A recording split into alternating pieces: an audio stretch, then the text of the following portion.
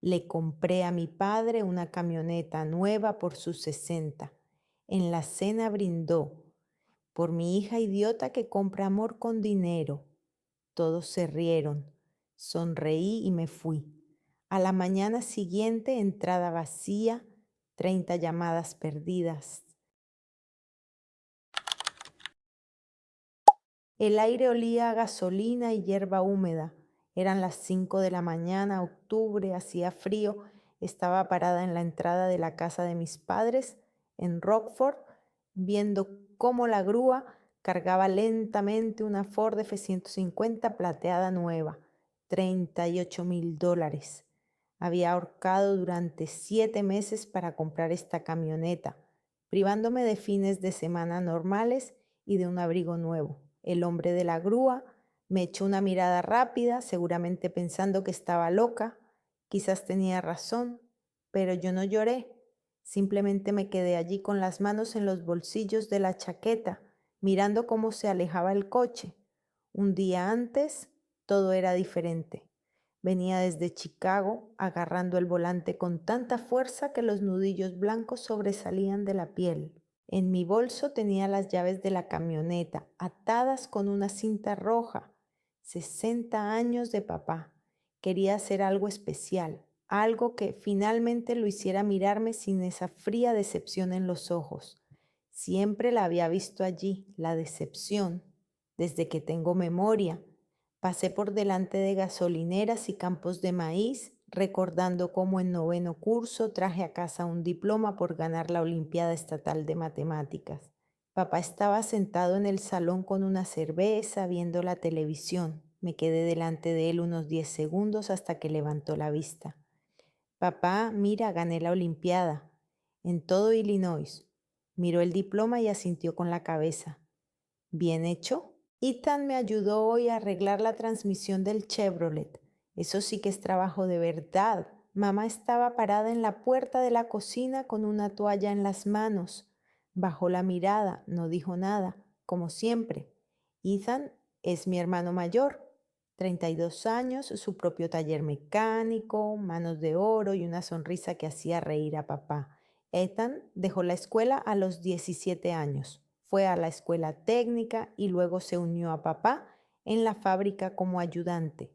Caterpillar, donde papá trabajó durante 38 años como maestro.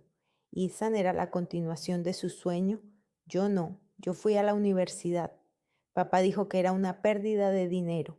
La educación para las chicas es para encontrar marido. ¿Para qué necesitas finanzas? Encuentra un chico normal y él ganará dinero. No encontré novio. En cambio, a los 18 años conseguí un trabajo de secretaria en Meridian Trust, una empresa financiera de Chicago. Alquilaba una habitación con 2 chicas. Comía fideos instantáneos y asistía a clases nocturnas. 9 años subiendo peldaños. Secretaria, asistente, analista junior, analista de cartera de inversiones. Ahora tengo mi propio despacho, pequeño pero con ventana. Distribuyo millones de dólares de los clientes y la gente confía en mí. Papá dijo que no era un trabajo serio, pasar papeles de un lado a otro. Por eso compré una camioneta, una nueva con interior de cuero y todas las opciones que él enumeró una vez cuando pasábamos por el concesionario. Lo recordé. Siempre recordaba todo lo que él decía. Esperaba que algún día eso tuviera importancia. Aparqué la camioneta justo delante de su casa, una vivienda de una sola planta con revestimiento de color avena, un pequeño porche y un césped que Ethan cortaba todos los sábados. Entré por la puerta trasera, como siempre. Mamá estaba en la cocina, friendo pollo, su plato estrella. Trabaja como cajera en un supermercado, Stop and Shop, donde conoce a todos los clientes por su nombre. Tiene 58 años, el pelo canoso que se tiñe de rubio y las manos siempre enrojecidas por los detergentes. Amanda, hija mía, has venido. Me abrazó rápidamente, oliendo a cebolla y perfume barato. Papá está en el garaje con Ethan. Ve a decirle que la cena estará lista en media hora. No fui. Solo dejé las llaves sobre la mesa. Mamá, le compré un regalo a papá, una camioneta. Está fuera. Se quedó paralizada con la espátula en la mano. Se dio la vuelta. ¿Qué? ¿Una Ford nueva? Siempre había querido uno. Mamá parpadeó y luego sonrió, una sonrisa cansada. Amanda, eso es muy caro, cariño. No tenías por qué hacerlo, pero yo quería ver su sorpresa. Quería que por fin me mirara y me dijera, gracias, hija. ¿Cómo se sentiría orgulloso? Los invitados empezaron a llegar a las 6, los primos de papá, sus amigos de la fábrica, un par de vecinos. Todos se sentaron alrededor de la gran mesa que mamá había preparado en el comedor. Ethan trajo a su esposa Kimberly, una rubia con una sonrisa eterna, y a sus 2 hijos. Se sentaron junto a papá y los niños se subieron a sus rodillas. Él se reía. Yo estaba sentada al otro lado de la mesa, entre una prima a la que había visto 2 veces en mi vida y un tío que hablaba de pesca. Estuve esperando toda la noche, esperando el momento adecuado. Papá contaba una historia sobre la fábrica, sobre cómo él y su equipo habían reparado el sistema hidráulico de una excavadora en 3 horas, aunque los ingenieros decían que se necesitaría una semana. Todos escuchaban y asentían. A él le encantaban esas historias. Le gustaba ser el centro de atención, cuando todos reconocían su habilidad, su experiencia. Yo también escuchaba. Intentaba sonreír en los momentos adecuados. Comía puré de patatas que mi madre hace con demasiada mantequilla, pero siempre está delicioso. Mi prima, creo que se llamaba Darla, me preguntó dónde trabajaba. Se lo dije. Ella asintió con la cabeza y no preguntó nada más. Después de la cena, mi madre sacó una tarta de chocolate con crema blanca y velas en forma de números, un 6 y un 0. Todos cantaron, mi padre sopló las velas y entonces me levanté. Papá, dije con la caja de llaves en las manos. El corazón me latía tan fuerte que lo oía en los oídos. Quería regalarte algo especial. Él me miró. Todos se quedaron en silencio. Le tendí las llaves. Son de una camioneta nueva. Está afuera. Una Ford F-150 plateada con interior de cuero, la que siempre has querido. Silencio. Cogió las llaves, las miró, las giró entre sus manos, luego me miró a mí y luego volvió a mirar las llaves. Su rostro era indescifrable. ¿Me has comprado un coche? Sí. Él asintió con la cabeza, dejó las llaves sobre la mesa junto al plato, levantó su vaso de cerveza y se puso de pie. Bueno, por mi estúpida hija que intenta comprar el amor con dinero. Risas, risas fuertes y sinceras. El primo Raymond se inclinó hacia adelante agarrándose el estómago. El tío Clark dio una palmada en la mesa. Ethan sonrió y negó con la cabeza, un gesto que significaba Amanda, eres increíble. Kimberly se reía tapándose la boca con la mano. Mamá bajó la mirada, simplemente miraba su plato con las manos cruzadas sobre las rodillas. Yo estaba de pie y no sabía cómo respirar. Era como si hubiera olvidado cómo se hacía. Papá se sentó, bebió un sorbo de cerveza y la conversación continuó. Algo sobre la pesca, los precios de la gasolina, que por fin iban a cerrar la fábrica después de tantos años. Alguien preguntó si de verdad estaba la nueva camioneta fuera. Papá asintió, sí, creo que la venderé. ¿Compraré algo más sensato? Me senté, me bebí mi vaso de agua. No recuerdo el sabor, solo recuerdo cómo me temblaban las manos mientras sostenía el vaso. Luego me levanté de nuevo, despacio para no llamar la atención. Lo siento, tengo que irme. Nadie preguntó por qué. Papá ni siquiera miró. Mamá echó un vistazo rápido, abrió la boca, pero no dijo nada. Cogí mi bolso y salí por la misma puerta trasera. Me senté en mi viejo Honda Civic de 10 años, con el parachoques rayado, pero era mío. Arranqué el motor, salí del camino de entrada esquivando esa camioneta plateada. Brillaba bajo la luz de la farola. 2 horas hasta Chicago. No lloré, simplemente conducía mirando la carretera donde los faros iluminaban la línea blanca de la señalización. La radio apagada, silencio, solo el ruido de las ruedas sobre el asfalto. Llegué a casa a las 10 de la noche. El apartamento estaba oscuro, en silencio. Me quité los zapatos, me tumbé en el sofá con la ropa puesta y miré al techo. El teléfono vibró a las 11 menos cuarto. Era papá. Descolgué. Luego otra vez. Era mamá. Descolgué. Ethan escribió: Ami, estás exagerando, papá solo estaba bromeando, era una broma. Bloqueé la pantalla. Me quedé tumbada hasta las 3 de la madrugada. Pensaba en todas las veces que lo había intentado, todas las veces que había comprado los regalos adecuados, dicho las palabras adecuadas, hecho las cosas adecuadas, y todas las veces que no había importado. Luego me levanté, encendí el portátil y busqué el número de la grúa. Escribí al concesionario donde compré la camioneta. Quería devolver el coche que aún no estaba a nombre del comprador. Me respondieron en 20 minutos. Se podía, pero habría una comisión. 4,000 pérdidas. Acepté. La grúa llegó a las 5. Fui tras ella a Rockford, 1 hora y 40 minutos en la oscuridad. El cielo apenas comenzaba a clarear por el este. Me quedé allí parada, mirando cómo se llevaban la camioneta. El hombre de la grúa me preguntó si todo estaba bien. Asentí con la cabeza. Y sí, simplemente cambié de opinión, lo seguí hasta el concesionario. El gerente salió a recibirme con unas carpetas, un chico joven con corbata que parecía triste por perder la venta. Firmé los papeles, me devolvieron el dinero menos la comisión, 34,000. Me subí al coche y volví a Chicago. El teléfono sonó a las 8 de la mañana. Papá, lo colgué. Luego, mamá, lo colgué. Ethan, lo colgué. Kimberly, por alguna razón, también llamó. Lo colgué. Antes del almuerzo tenía 18 llamadas perdidas. Antes de la noche, 30. Apagué el sonido y dejé el teléfono boca abajo sobre la mesa. Me senté en el sofá con una taza de té y miré por la ventana. Fuera, Chicago seguía con su vida, indiferente y grandiosa. Pensé que por primera vez en mucho tiempo sentía algo parecido a la paz. Las 2 primeras semanas me limité a respirar. Bloqueé todos los números, el de mi padre, el de mi madre, el de Ethan, incluso el de Kimberly, que por alguna razón decidió que podía mediar.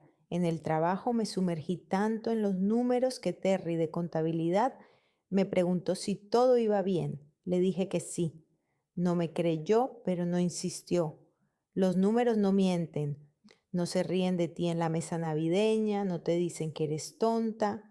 Revisé las carteras de los clientes, analicé las tendencias del mercado, hice pronósticos. Mi jefe, Marvin, incluso me elogió en la reunión. Dijo que era buena, que los clientes estaban contentos. Fue agradable. No era lo que esperaba sentirme en el cumpleaños de mi padre, pero era agradable. Por las noches me sentaba en el apartamento y veía series que no recordaba. Pedía comida china, siempre lo mismo, pollo en salsa agridulce. Jolene me escribía todos los días. Es mi mejor amiga desde que me mudé a Chicago. Es enfermera en el Hospital St. Luke's. Tiene 29 años. Es pelirroja y demasiado directa. Nos conocimos en la lavandería de nuestro edificio cuando me puse a llorar delante de la pila de ropa sucia porque no tenía dinero para comprar detergente. Ella me dio el suyo. Desde ese día somos amigas. ¿Cómo estás?, me escribió. Bien, le respondí. Mientes, quizás, pero no quería hablar de eso. No quería desmenuzar aquella noche, analizar cada palabra. Solo quería olvidarla. El miércoles de la segunda semana, Jolene me escribió: Café, mañana, a las 7 de la tarde, no te atrevas a negarte. No me negué. Quedamos en nuestro sitio habitual, una pequeña cafetería en la esquina de Dearborn y Monroe. Jolina ya estaba sentada en una mesa junto a la ventana con 2 tazas delante.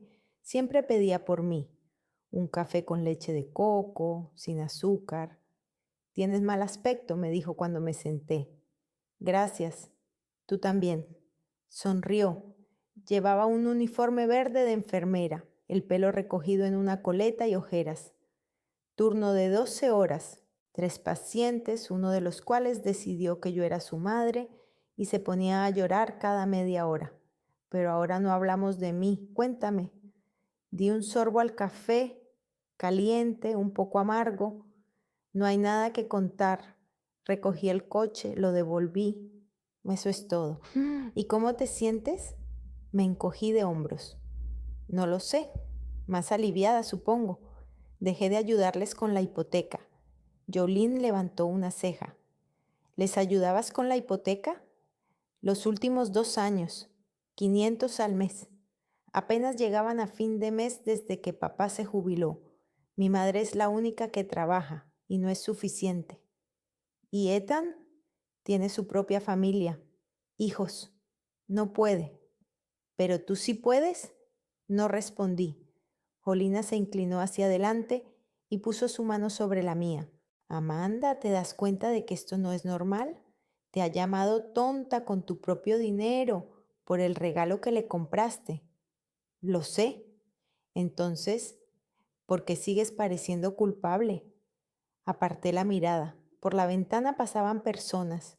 Una mujer con un perro, un hombre con traje y un teléfono pegado a la oreja, un adolescente en monopatín.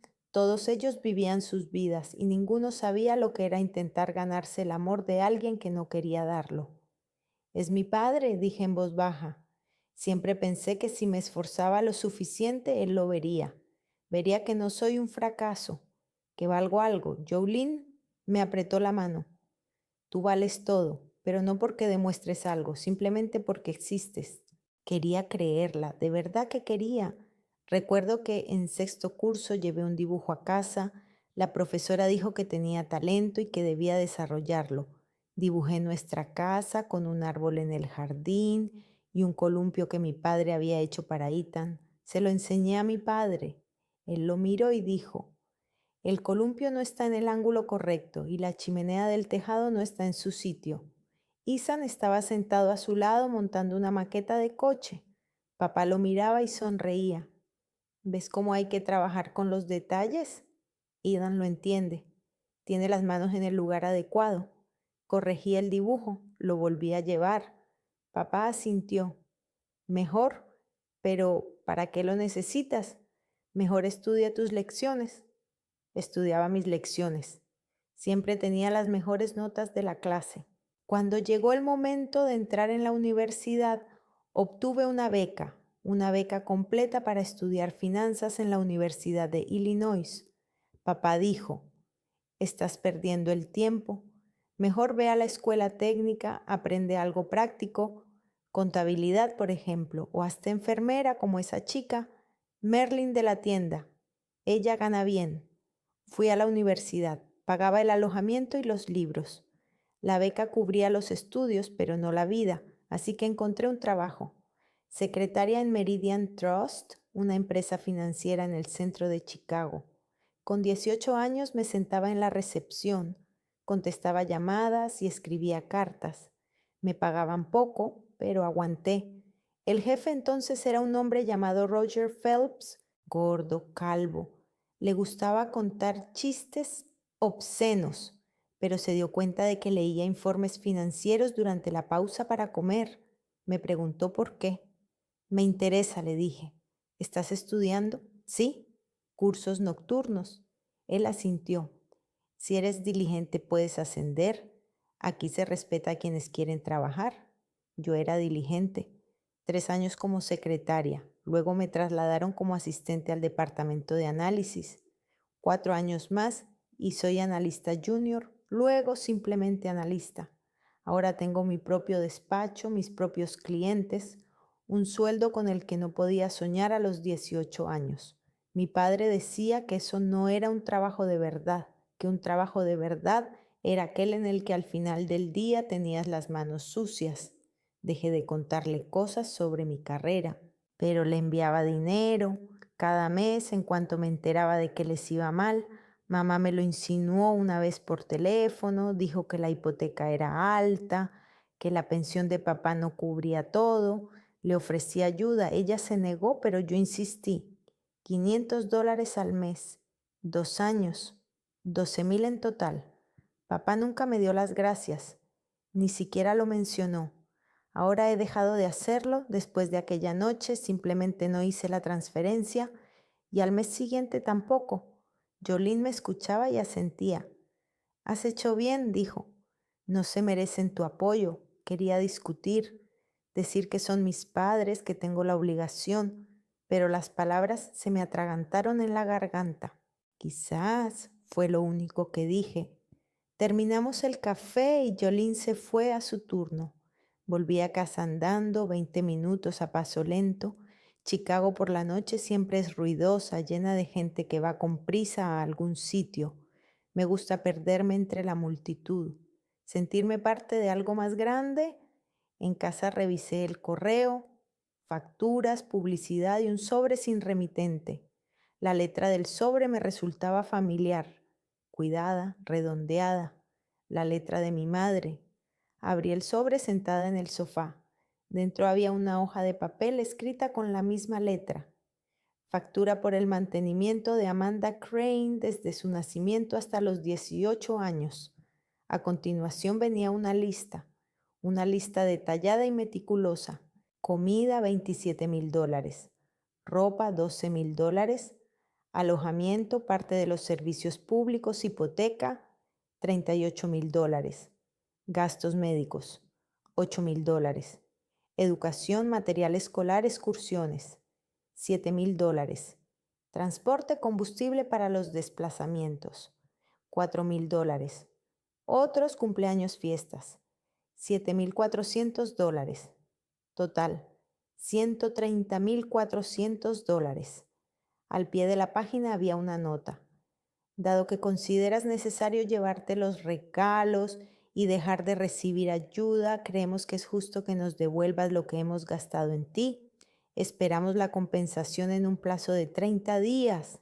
No había firma. Me senté y miré la carta. La leí una y otra vez. La letra era de mi madre, pero la redacción era de mi padre, fría, calculada. Me imaginé a él dictando y a ella escribiendo, como ella no discutía, como siempre. Al principio me reí, en silencio, luego más fuerte. Era absurdo, los padres no pasan factura a sus hijos por su infancia. Es una locura. Me reí hasta que la risa se convirtió en otra cosa, en ira.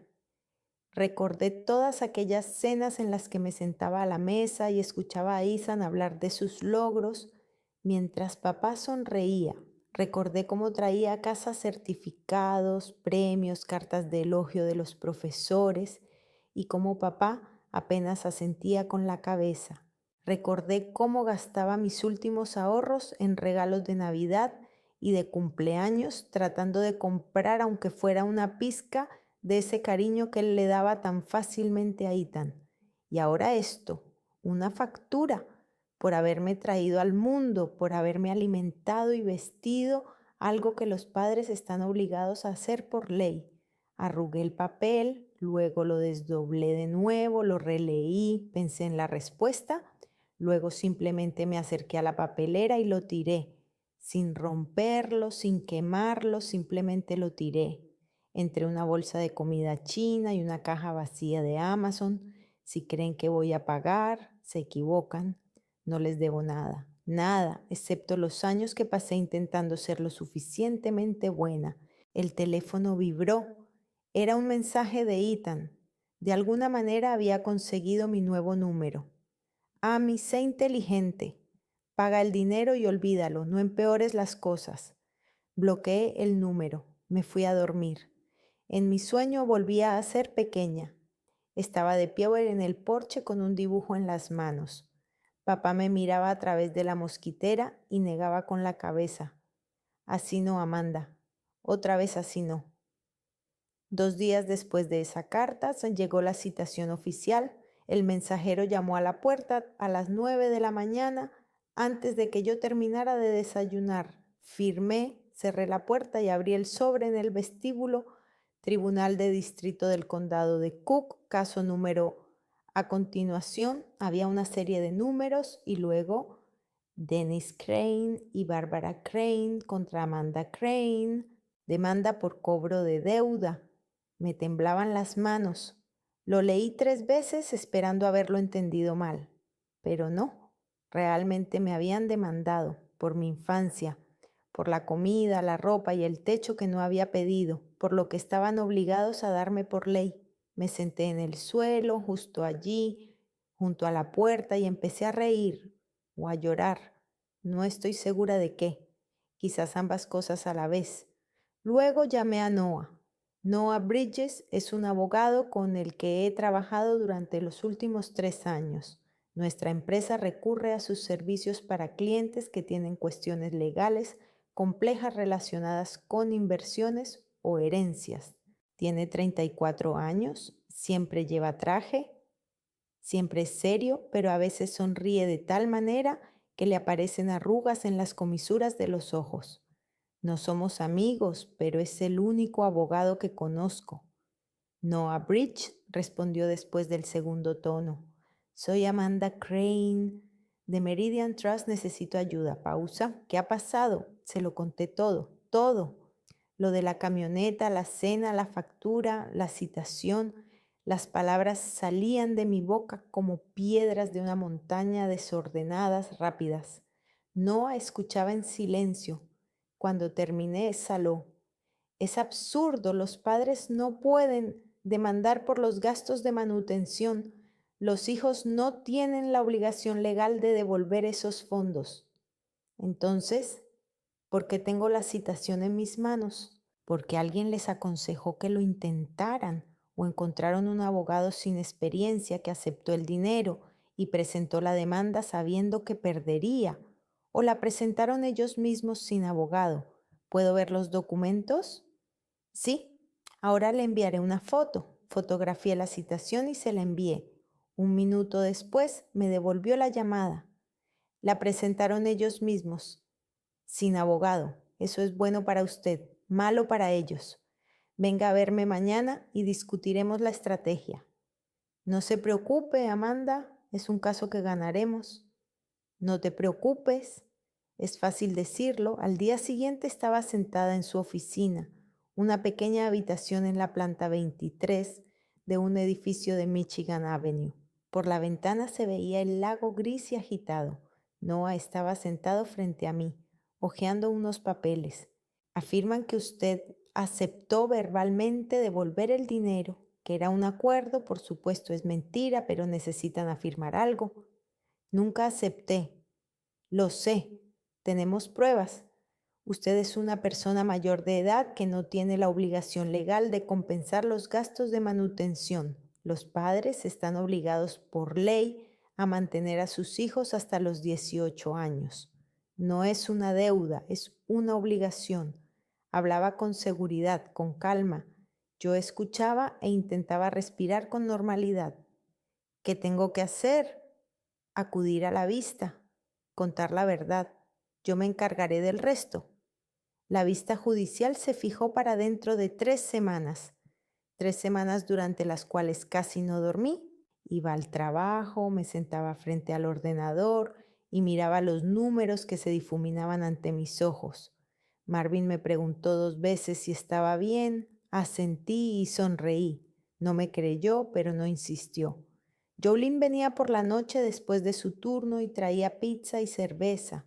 Nos sentábamos en el suelo de mi salón y veíamos comedias tontas que no hacían pensar. Ella me mantenía a flote. No sé qué habría hecho sin ella. Van a perder, decía. Es una tontería. Ningún juez se pondrá de su parte. ¿Y si lo hace? No lo hará. Créeme. El día del juicio llegó el miércoles. Me puse mi mejor traje azul oscuro, sobrio, con una blusa blanca. Me recogí el pelo en un moño. Intenté parecer segura. No lo conseguí. En el espejo veía a una mujer pálida, con ojeras, que parecía asustada. Noah me recibió a la entrada del tribunal. ¿Estás lista? No. Él sonrió. No pasa nada. Nadie está listo. Pero lo harás bien. Entramos en la sala. Era pequeña, estrecha y olía a madera vieja y polvo. Papá y mamá estaban sentados en la mesa de los demandantes. Papá llevaba un traje viejo, el mismo que se ponía para bodas y funerales. Mamá llevaba un vestido azul y tenía las manos cruzadas sobre las rodillas. No me miraba, papá sí me miraba, frío, sin emociones. Ethan estaba sentado en la sala detrás de ellos. Me vio y se dio la vuelta. La jueza entró a las 10. Era una mujer de unos 50 años. Con el pelo canoso y gafas en la punta de la nariz, miró los papeles y luego nos miró a nosotros. El caso Crane contra Crane. Demandantes, ¿no se representan ustedes mismos? Papá se levantó. Sí, su señoría. Bien, exponga su postura. Papá habló durante 15 minutos. Contó cómo él y mamá me habían criado, alimentado, vestido y pagado todo, cómo me había convertido en una desagradecida, cómo había rechazado el regalo que querían dejarme, cómo dejé de ayudarlos cuando más lo necesitaban. Su voz era tranquila, sin emociones, como si estuviera leyendo una lista de compras. La jueza escuchaba y asentía. Luego miró a Noah. La defensa Noah se levantó. Su señoría, los demandantes afirman que la demandada tiene la obligación legal de compensar los gastos de crianza.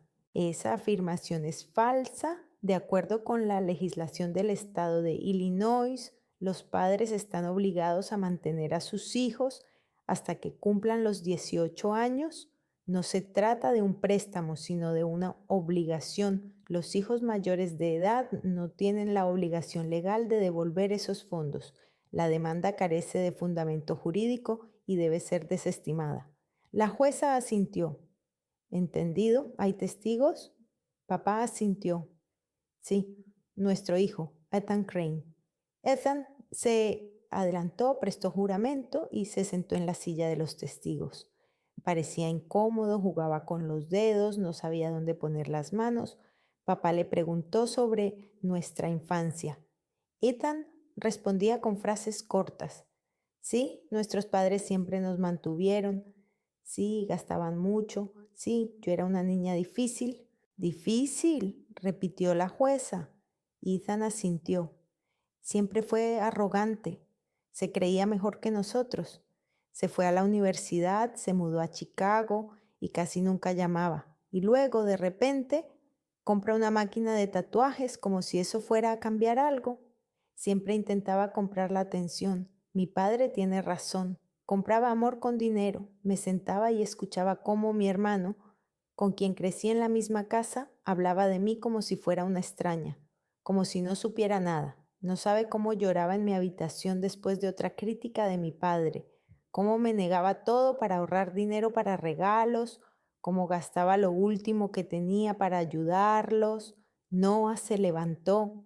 Señor Crane, usted dice que su hermana compraba atención y sabe que durante 2 años envió a sus padres $500 al mes para la hipoteca. Ethan se calló, parpadeó. No, no lo sabía. $12,000 en total. Nunca pidió que se lo devolvieran. Nunca exigió agradecimiento, simplemente ayudaba. ¿Eso también es comprar amor? Ethan no respondió. Libres, dijo Noah. Luego llegó mi turno, me senté en la silla de los testigos, presté juramento. Me temblaban las manos. Noah me preguntó por mi infancia. Le conté sobre las críticas, sobre cómo mi padre siempre me comparaba con Ethan, sobre cómo intentaba ser lo suficientemente buena y nunca lo era, sobre los diplomas que él ignoraba, sobre los éxitos que no importaban, sobre la cena y el brindis que convirtió un regalo en un insulto. Mi voz temblaba, pero seguía hablando. La jueza escuchaba atentamente. Mamá lloraba en silencio con la cara escondida entre las manos. Papá estaba sentado inmóvil mirando a la pared. Cuando terminé, la jueza se quitó las gafas. Señor Crane, señora Crane, he escuchado a ambas partes y quiero decir lo siguiente. Los padres tienen la obligación de mantener a sus hijos hasta que alcancen la mayoría de edad. No es un préstamo, no es un servicio por el que se pueda exigir un pago. Ustedes dieron a luz a este niño, ustedes decidieron criarlo, fue su elección y su obligación.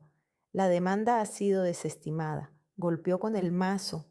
Todo había terminado. Me quedé sentada sin poder creerlo. Noah me puso la mano en el hombro. Todo está bien, has ganado. Había ganado, pero por alguna razón no sentía la victoria, solo cansancio. Salimos de la sala. Papá estaba de pie junto a la puerta. Me detuvo con la mirada. Si no pagas voluntariamente, lo lamentarás mucho. Lo dijo en voz baja, con calma, pero había algo en su voz que me hizo estremecer. Luego se fue. Mamá corrió tras él, Ethan detrás de ella. Me quedé parada en el pasillo vacío mirándolos alejarse. Es una amenaza, dijo Noah. ¿Podemos presentar una denuncia? No, solo quiero que esto termine. La semana transcurrió tranquila. Volví al trabajo, a la rutina. Marvin me asignó un nuevo proyecto, una cartera compleja para un cliente que quería diversificar sus activos. Me sumergí en ello, agradecida por la distracción. Jolene venía a cenar, preparaba pasta y contaba historias divertidas del hospital. Casi me había olvidado de mi padre y su amenaza. Casi. El miércoles por la mañana salí al coche. Eran las 7. Todavía estaba oscuro y la calle estaba vacía. Mi Honda estaba en el aparcamiento como siempre, pero algo no estaba bien.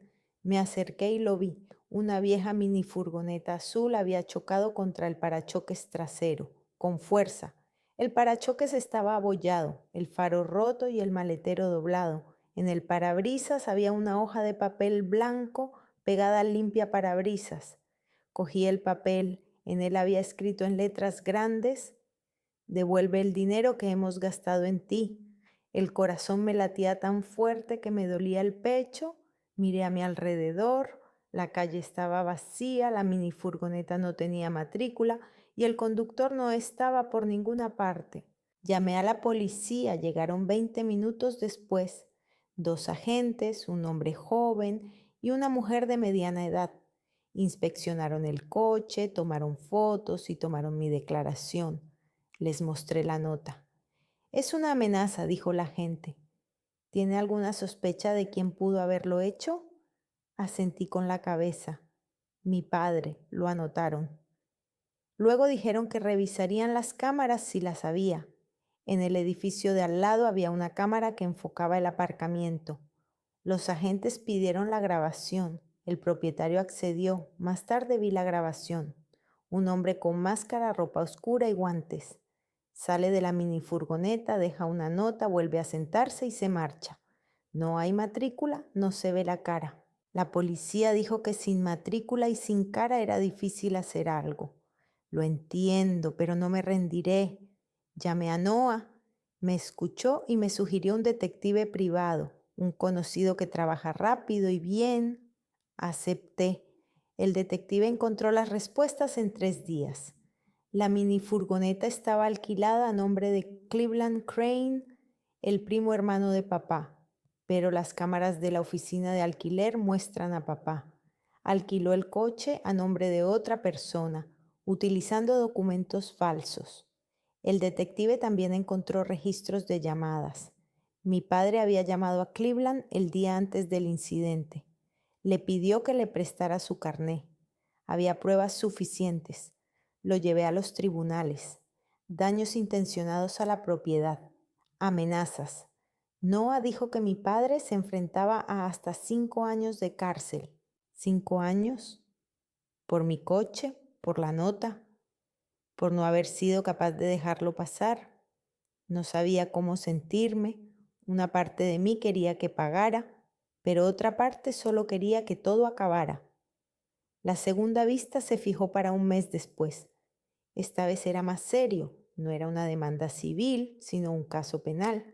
Daños intencionados a la propiedad, amenazas, falsificación de documentos. El fiscal dijo que a mi padre le esperaban hasta 5 años de cárcel. 5 años. Repetía ese número por la noche, tumbada sin poder dormir, y no podía entender si eso era lo que quería. Mamá llamó por primera vez en 2 meses.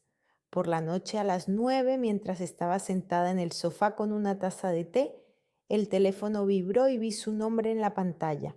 Lo miré fijamente antes de responder. «Hola, Amanda». Su voz temblaba apenas audible. «Hija, por favor, retira la denuncia». Me quedé en silencio. No sabía qué decir. «Es tu padre», continuó, y oí que lloraba. «Cometió un error», no pensó. «Pero son 5 años, Amanda, 5 años en la cárcel. Eso lo destruirá.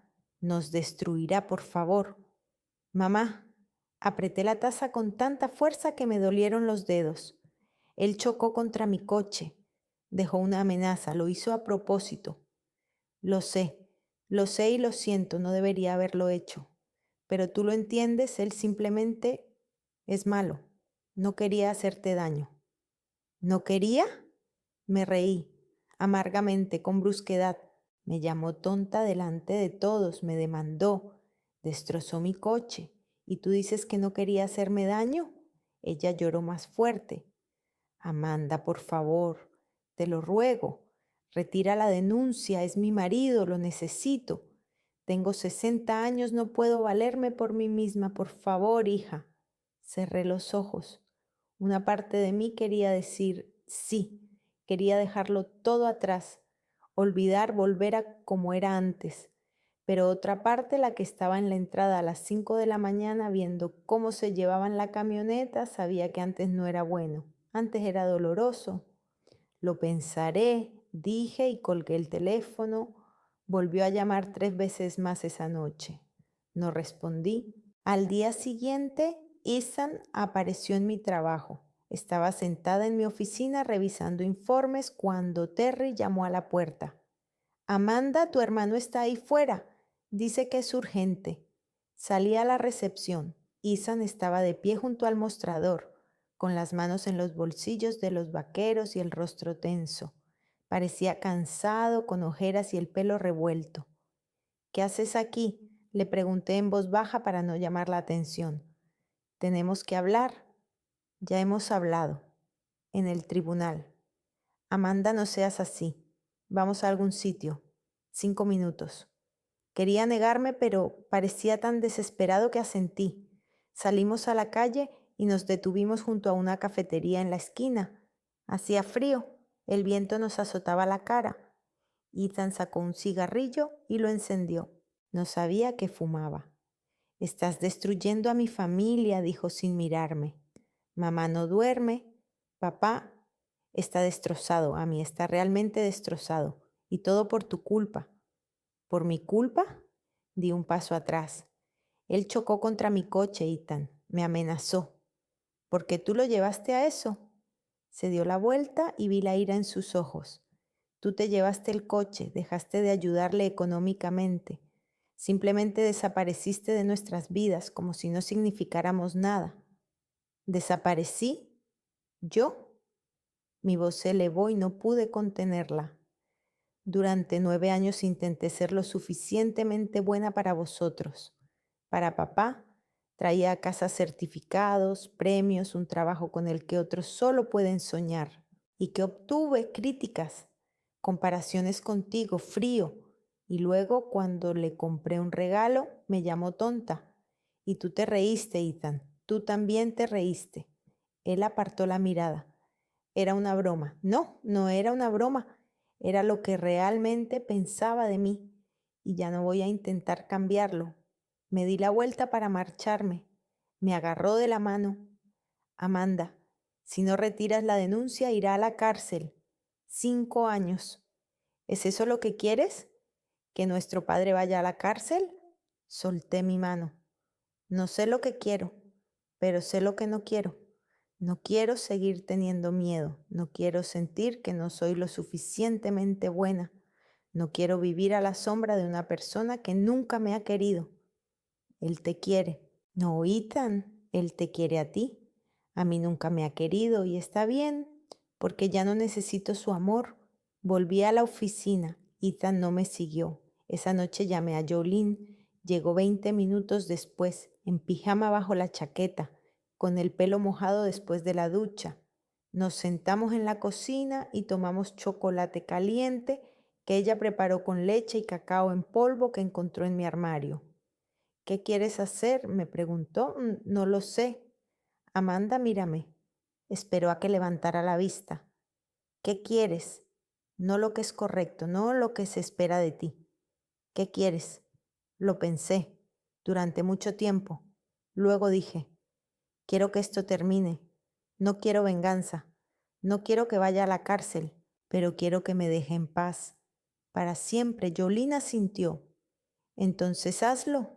Retira la denuncia, pero pon condiciones a través de un abogado que sepa que si se atreve a acercarse volverás a presentar la denuncia y entonces irá a la cárcel.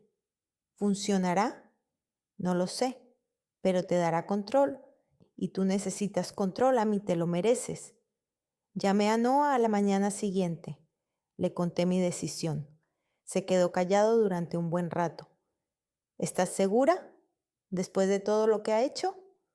Sí, pero quiero condiciones. Una orden de alejamiento. Si hay cualquier contacto, reabriré el caso. Tiene que saber que no bromeo.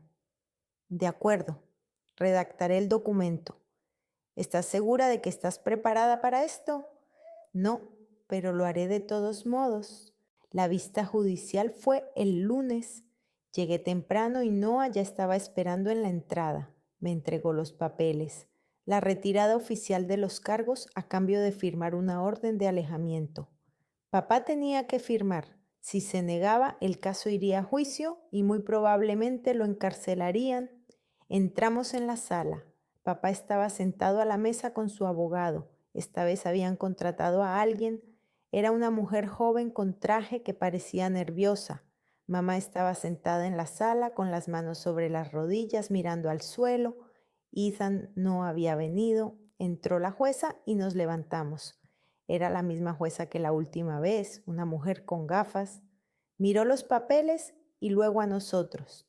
Veo que la demandada renuncia a los cargos a condición de que se firme una orden de alejamiento. ¿Es así? Noah se levantó. Sí, su señoría. La jueza miró a papá. Señor Crane, ¿entiende las condiciones?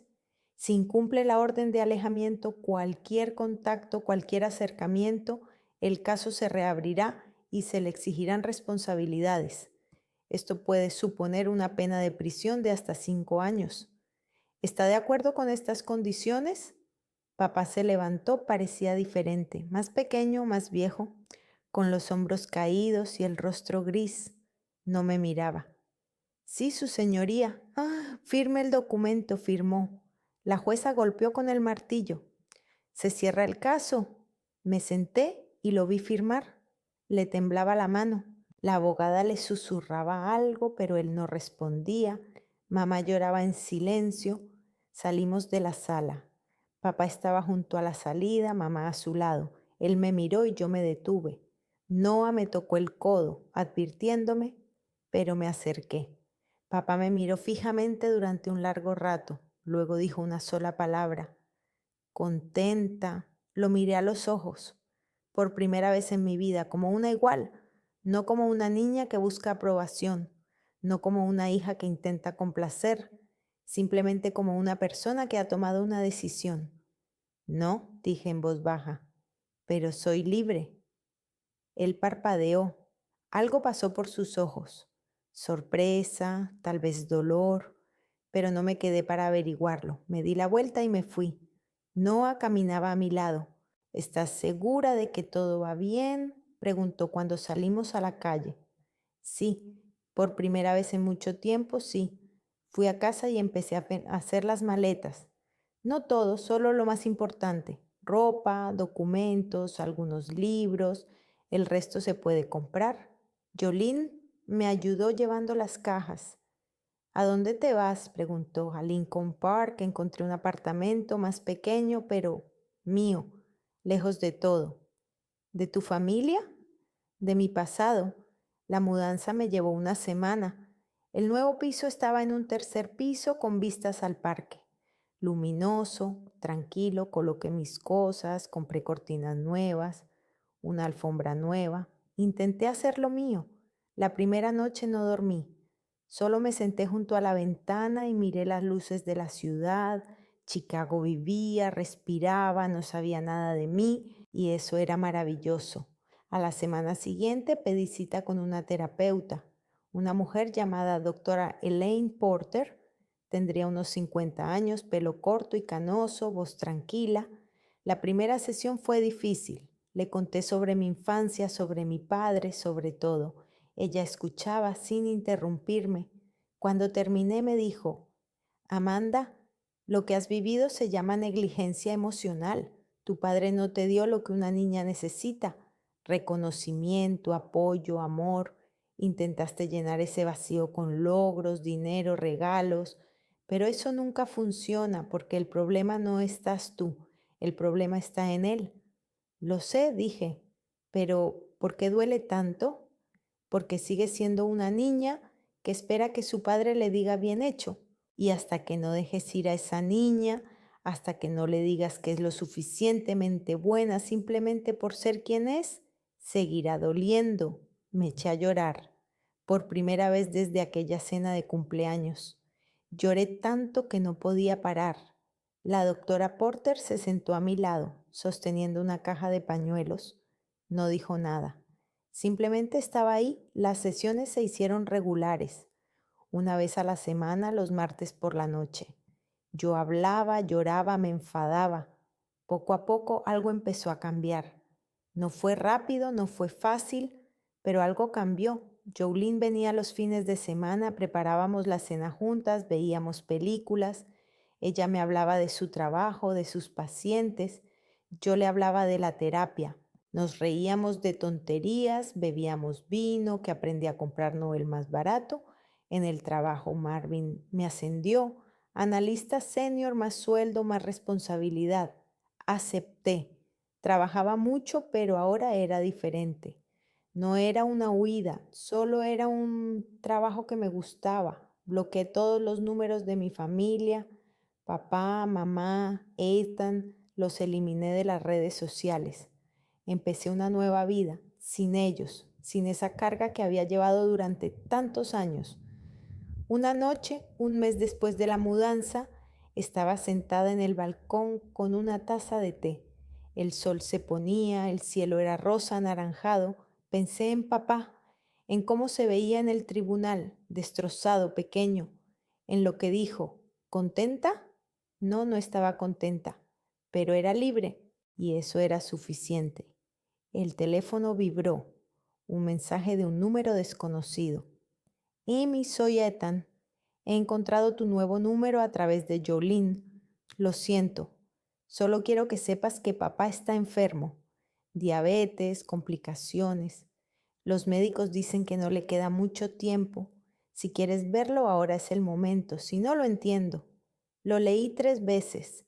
Luego bloqueé el número, dejé el teléfono, miré la puesta de sol hasta que desapareció por el horizonte. No lloré, simplemente me senté y supe que no iría, no porque lo odiara, sino porque lo había dejado ir. 3 años es mucho tiempo y al mismo tiempo un instante. Cumplí 30 años en septiembre y lo celebré en un pequeño restaurante con Jolene, Kirk y algunos compañeros de trabajo. La tarta era de chocolate, el vino era bueno, la conversación era ligera. Nadie me preguntó por mi familia, sabían que no la tenía, sabían que así estaba mejor. Kirk Delman apareció en mi vida un año después de mudarme. Nos conocimos en una conferencia. Él es ingeniero y trabaja en el desarrollo de sistemas de ahorro energético para viviendas. Tiene 36 años, es alto, con barba pelirroja y una sonrisa que suaviza su rostro.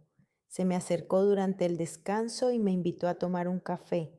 Hablamos durante 2 horas hasta que terminó la conferencia. Me pidió mi número, se la di. En la tercera cita le conté todo, sobre mi padre, sobre el coche, sobre el juicio. Esperaba que se asustara, que se alejara, pero él simplemente me tomó de la mano y dijo, gracias por confiarme esto. Llevamos juntos 2 años. Él sabe cuándo necesito espacio y cuándo necesito un abrazo. No intenta arreglarme, No me dice que debo perdonar por mi propio bien. Simplemente me ama, sin más.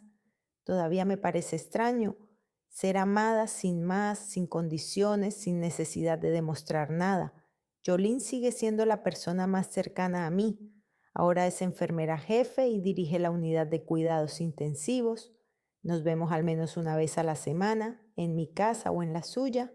Cocinamos, vemos series, hablamos de todo y de nada. Ella es mi familia, mi verdadera familia. El trabajo va bien, me ascendieron a analista senior y ahora tengo un equipo de 3 analistas junior.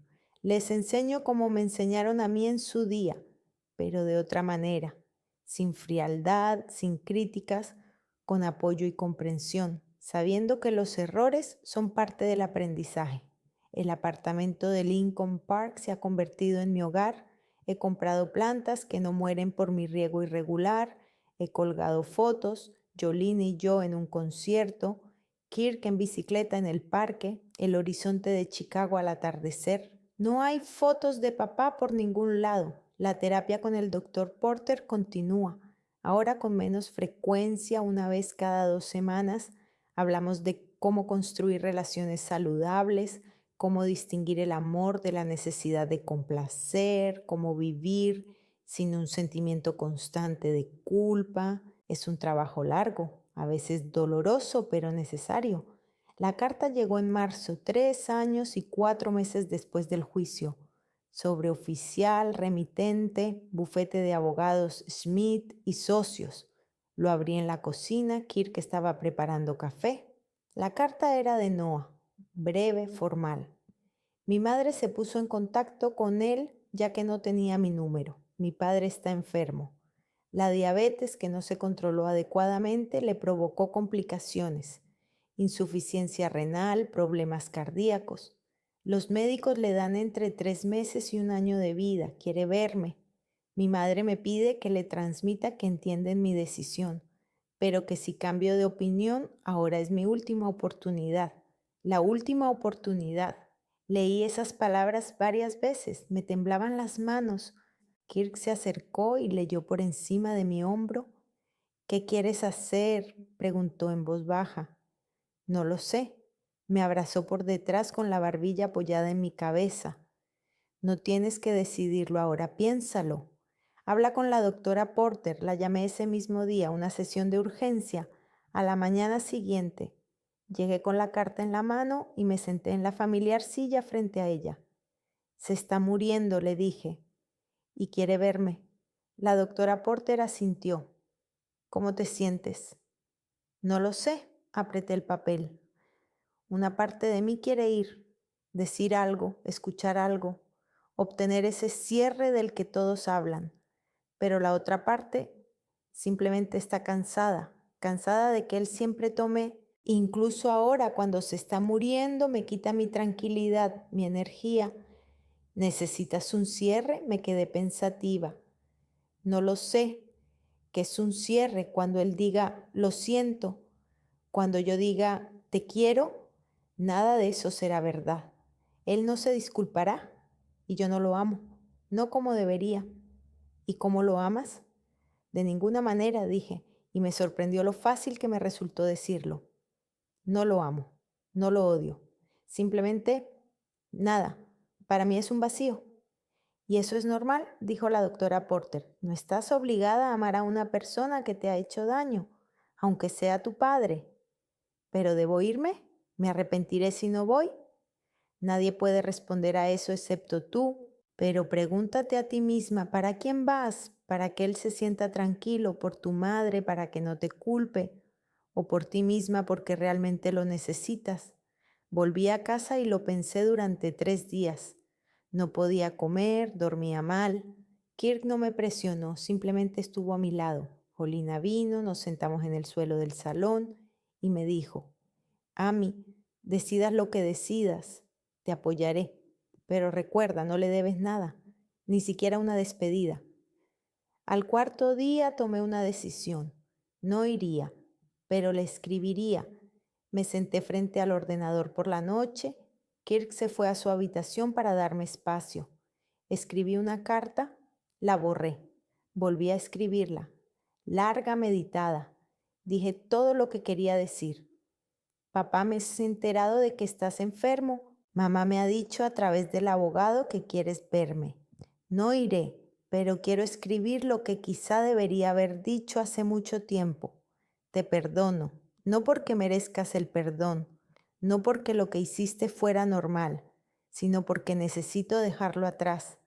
Tengo 30 años y he pasado 28 de ellos intentando ser lo suficientemente buena para ti, intentando ganarme tu amor, tu reconocimiento, cualquier cosa, pero me he dado cuenta de que el amor no se gana, se da o no se da, y tú no me lo diste, no porque yo no fuera lo suficientemente buena, sino porque no podías, no sabías, no querías. Ya no sé ni quiero saber por qué. Solo lamento una cosa, no haberme ido antes, haber pasado tantos años intentando ser alguien que no soy para conseguir algo que tú no podías darme. Espero que encuentres la paz, espero que mamá esté bien, pero yo no volveré, no porque te odie, sino porque por fin he aprendido a quererme a mí misma. Adiós, papá, Amanda. Imprimí la carta, la metí en un sobre y se la envié a Noah para que se la entregara. No quería que tuvieran mi dirección. Una semana después, Noah me escribió diciendo que la carta había sido entregada. No supe nada más. La vida continuó. La primavera dio paso al verano y el verano al otoño. Trabajaba, quedaba con Kirk, veía a Jolene. Kirk y yo fuimos un fin de semana a Michigan y alquilamos una casita junto al lago. Nadamos, leímos, simplemente estuvimos juntos. Me preguntó si quería mudarme con él. Le dije que lo pensaría. Es un gran paso, pero por primera vez en mi vida no tengo miedo de dar grandes pasos. La carta sobre la muerte llegó en septiembre, de nuevo a través de Noah. Mi padre murió mientras dormía en silencio. El funeral será dentro de 3 días en Rockford. Mi madre quería que lo supiera, pero entendía que no fuera. No fui. Me quedé en el apartamento mirando por la ventana. Kirk me cogió de la mano. No lloré. Solo me senté y pensé en la niña pequeña que una vez dibujó casas y columpios, esperando que su padre sonriera. Un mes después, recibí una breve nota de mi madre, escrita a mano en una simple hoja de papel. Amanda, él guardó tu carta, la releía, no sé si entendió algo, pero la guardó. No sé si eso significa algo o no, lo siento por todo. Debería haberte protegido, no lo hice. Espero que seas feliz. Mamá, guardé la nota en el cajón de la mesa, junto a una foto mía con el vestido de graduación, la única foto de mi infancia que conservé. En ella sonrío, pero mis ojos están tristes. A veces miro a esa chica y pienso, qué bien que haya sobrevivido, que se ha convertido en mí. Por la noche, Kirk y yo nos sentamos en el balcón. Él bebía cerveza y yo té. Hablamos de su proyecto, de mi trabajo, del nuevo restaurante que había abierto en la esquina. Entonces me preguntó, ¿estás bien? Después de esa carta, asentí con la cabeza. Sí, sabes, algunas heridas no se curan del todo, dejan cicatrices, pero se puede vivir con ellas, se puede vivir bien. ¿Vives bien?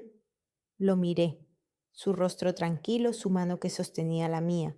Miré el apartamento a mis espaldas, luminoso, acogedor mío. Pensé en Jolene, en la terapia, en el trabajo que me gusta. Sí, dije, vivo bien. A la semana siguiente, Marvin me llamó a su despacho. Estaba sentado detrás de la mesa con unas carpetas, sonriendo. Amanda, tengo una propuesta para ti. Se abre una vacante de directora del departamento de análisis. Quiero ofrecértela. Parpadeé. ¿Directora? Estás preparada. Más que preparada. El equipo te respeta, los clientes confían en ti. Te lo has ganado. Me lo he ganado. Antes esa palabra me causaba dolor. Ahora solo sonaba como un hecho. Gracias, dije. ¿Acepto? Se levantó y me tendió la mano. Se la estreché. Salí del despacho y me quedé en el pasillo, sonriendo. Terry pasó por mi lado y me miró con sorpresa. ¿Todo bien? Sí, dije, todo muy bien. Por la noche estaba sentada en mi despacho en casa revisando el correo, una carta de un cliente, un informe de un compañero, publicidad, nada especial. Pero miraba la pantalla y pensaba, qué extraño que la vida pueda ser tan sencilla, tan tranquila. Ya no soy aquella chica que se quedaba en el porche con un dibujo en las manos esperando la aprobación. Ya no soy aquella que compraba recopilatorios y esperaba un gracias. No soy la que medía su valor en diplomas y salarios. Soy simplemente Amanda, 30 años, directora del departamento de análisis, amiga de Jolene, novia de Kirk, una persona que ha aprendido a vivir sin el amor que no pudo recibir, ha aprendido a darse a sí misma lo que otros no le dieron. El teléfono vibró. Mensaje de Kirk. ¿Ven a verme? He preparado la cena. Sonreí, cogí las llaves y me fui. Fuera de la ventana, Chicago brillaba con sus luces, grande, indiferente, hermosa, la ciudad que se convirtió en mi hogar, la ciudad donde aprendí a ser libre. A veces pienso en mi padre, en si realmente leyó mi carta, si entendió algo, pero cada vez más a menudo no pienso en él en absoluto. Y eso es lo mejor que podía pasar. La vida continúa, sin drama, sin dolor, simplemente continúa y eso es suficiente.